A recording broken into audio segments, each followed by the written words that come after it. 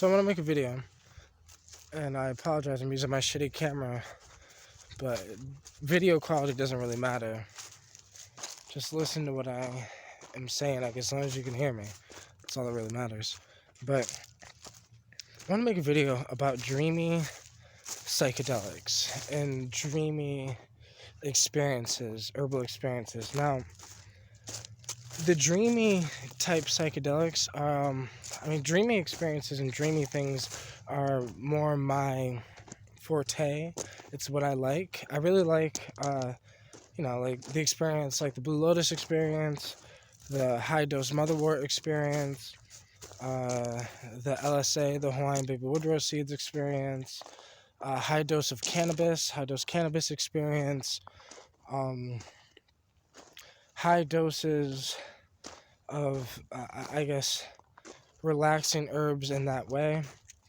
I tend to gravitate towards more relaxing herbs because I feel the relaxing substances tend to be able to just sit me the fuck down and I get to just be with the experience. Because in the beginning of my herbal experiences and my herbal journey, shamanic journey, you can say, because it's been like 6 years. 6 years ago, I tried DMT, and it changed my life completely. I've had hundreds of experiences with DMT, but after DMT, I was smoking cannabis every day, not really using it shamanically until after I tried DMT. And then after trying DMT, I started looking at things a little differently and more shamanically. So I started looking at the cannabis experience more shamanically. And I started realizing that, like, the dabbing experience when you're dabbing cannabis and the edible experience when you're eating cannabis is a lot more psychedelic-ish. And I say ish because it's like hypnotic, dreamy, psychedelic-ish, and you can have visions and things like that with high doses of cannabis, just like you can do with high doses of motherwort, just like you can do with Hawaiian baby woodrose seeds or morning glories, LSA, just like you can do with... Now, I'm saying just like, even though each experience is extremely different from one another, the thing they have in common is that they're hypnotic, dreamy, psychedelic-ish. They're not the GABA psychedelics, because that's what I think Leonorine and Stacadrin, I'm pretty sure, are motherwort. And I don't know exactly how they work. I'm pretty sure it works on the GABA receptors. I think the GABA A receptors. But so does muscimol. And muscimol is in the red mushroom with the white speckles on it. And I feel like... Now, I've never done Amanita muscaria mushrooms. And I'll be exploring with that this summer. But motherwort... Listening to trip reports and having the high dose motherwort experience, I've been able to compare, and it seems like the motherwort experience is similarly psychoactive and psychedelic-ish, just like Amanita muscaria is psychedelic-ish, because I would categorize motherwort, wild daga, and clip daga all in the same category, which is when you brew an extremely high tea, extremely high doses, there's a threshold where the experience becomes something different. Instead of it just giving you kind of a high GABA A feeling, it can become a dreamy, psychedelic-ish type thing at a high enough dose. These experiences for me are some of my favorite. I love the motherwort experience at high dose because I love the dreaminess of it. I love that when I shake a rain stick and I get into a shamanic trance, I can have more visions with the motherwort. I love that LSA tends to cause visions as well. And these are more visionary plants inside, closed eye visuals. Now, with the high dose motherwort and high dose clip dagger, there's somewhat movement, like on the walls, and movement on things. Like things are kind of moving or breathing or similar, like kind of, in slight trails, ever so slightly. And I guess the same thing happens with cannabis at high doses, right? If you are not a cannabis smoker and you eat a high dose of an edible, you'll probably see a little bit of waving in things. Like things seem like they're waving or moving slightly or whatever. It's because at a high dose, it becomes extremely dreamy and extremely psychedelic-ish.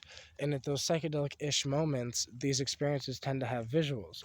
Now, the only difference is that Hawaiian baby woodrose seeds and morning glories obviously have the traditional psychedelic visuals because they're a traditional psychedelic that work on the 5-HT2A receptors. Now, being that Hawaiian baby woodrose seeds and morning glories contain ergomite alkaloids, that makes it so they're a real psychedelic. Now, motherwort, like I said, works on GABA. Amanita muscaria works on GABA. Wild dagger works on GABA. Even I would consider, like, I love the lemon balm experience as well. Right, high doses of lemon balm. I'm pretty sure lemon balm works on GABA. Now these are all the GABA A and a bunch of other GABA receptors, but it just seems like these plants, those type of plants, fall into the category that Amanita muscaria falls into, right?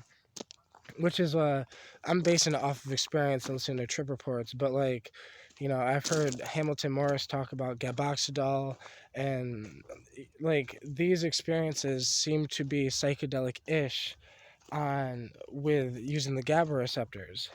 Just like, ibogaine and salvarine A, the molecule in salvia, just like these seem to work on the kappa opioid receptors, but yet they're psychedelic. And I would say they're dissociative psychedelic-ish together, because like salvia is an extremely dissociating experience. But even the Blue Lotus experience. Now, the Blue Lotus experience at high doses of Blue Lotus, it becomes a very dreamy, hypnotic experience, right?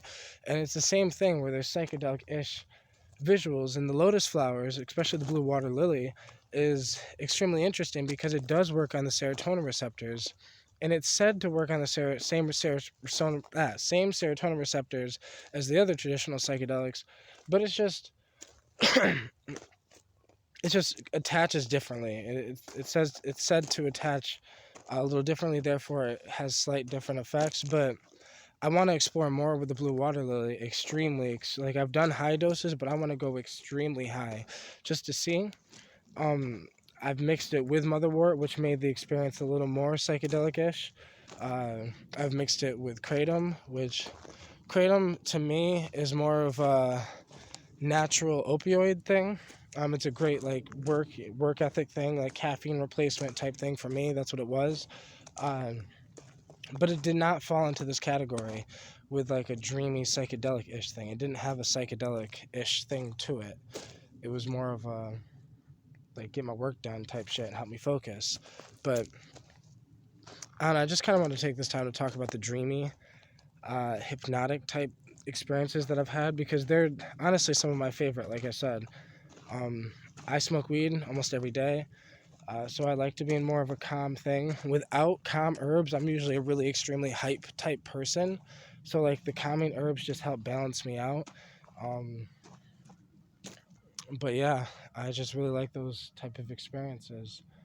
More relaxed, more laid back, more dreamy. Yeah. Maybe that's why like DMT is my favorite psychedelic, period, and that's because it just knocks you the fuck out, and it's basically all closed eye visuals, and that's what I like. But LSD is a very beautiful experience too, even though LSD is more up and about and energized, and and people say the mescaline experience is more up and about and energized, and which I have nothing against those type of things, but like when it comes to stimulants, I've never done, I've never tried meth, I've never tried Adderall, I've never tried any amphetamine molecule or plant, I've never tried cocaine, I've never tried any stimulant besides caffeine and kratom. So like, yeah, like daily I drink coffee now, but eventually I'm gonna stop that out and stop using coffee. Drink coffee and soda, like cola, sodas. But and sometimes I use a little bit of coffee to help keep me awake during the Hawaiian baby woodrose seeds experience. Just a little bit of coffee before the experience helps me stay a little more awake for the first 2-3 hours of it. Then I like to go into the closed eye visuals of it. And sometimes I like to go to the closed eye visuals of it 2 hours into it. But it all depends on the experience in the day and how I'm feeling and what I'm looking for. But yeah, the dreamy experiences are interesting. And I guess the only thing I want to end this video with is that these experiences I would never mix, and this is not just a disclaimer, this is a reality, is I would never mix them with opioids. I mean, other than I've mixed these experiences with kratom, but like, I wouldn't mix these things with opioids or things like benzos or any other medications like that or things like that, because, you know, dreamy psychedelics tend to knock you out. And if you're on an opioid and opioids cause breathing problems, or Xanax, which cause breathing problems, then you might run into medical problems. But like I said, it's not a disclaimer. It's just with experiences with high doses of molecules and herbs and teas, I feel like we need to be careful and be educated on what we're doing and what we're getting ourselves into, because, you know, molecules are no joke. You know, just because it's a plant doesn't mean anything. You know, plants are extremely powerful when brewed correctly. When the herb is correctly extracted or correctly brewed, it can be an extremely powerful experience. So, like, all herbs can. And like, I mean, think I'm playing. Take, you know, an eighth of weed and make an edible with that eighth of weed. And if you don't smoke weed that often, you take that whole eighth of weed edible, that shit is gonna hit you hard. Same thing with motherwort. Take 10 grams of motherwort, brew that shit on a pot with a top on it for, I don't know, 4 to 8 hours. This is what I do. And I take that liquid, and it should be nice and dark, and if you put it up to the light, it should have a nice maroon color to it. And then I take 5 ounces of that brew, and I drink 5 liquid ounces of that brew, and that's an extremely high dose. I do that same thing with most of my brews. That's how I brew most of my brews, from the Lotus to Motherwort to Wild Daga. You know, if I can't brew a high dose of it, you know, I've also researched the LD50 of these things. That's why I wanted to end this video with, you know, safety and education, because, you know, I researched the LD50 of all the molecules in these plants, the main active alkaloids, the main molecules in these plants. I researched the LD50, make sure I can brew it at a high dose without any medical problems, because a lot of problems stem from lack of education. So, like, so many people will go to the hospital while they're on a psychedelic because they think they're dying, but not realize that most of the time you think you're dying, it's probably all in your head, you know. And if you're diving with herbs, though, it's a little more dangerous, because how would you know that it's all in your head, right? How would you know? You know, that's why with herbs you have to be careful and be educated and just, you know what you're getting yourself into. So, yeah.